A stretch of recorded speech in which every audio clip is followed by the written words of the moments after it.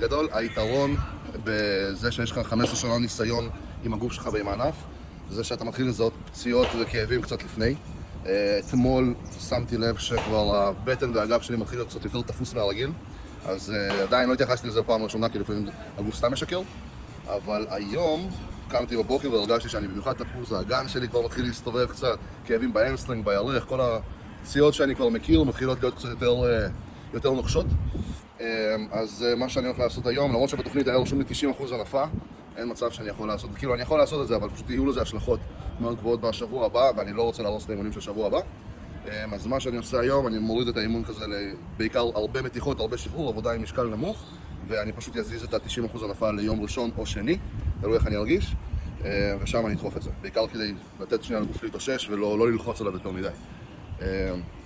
זה המזל, זה הכיף שניסיון יכול לתת לך.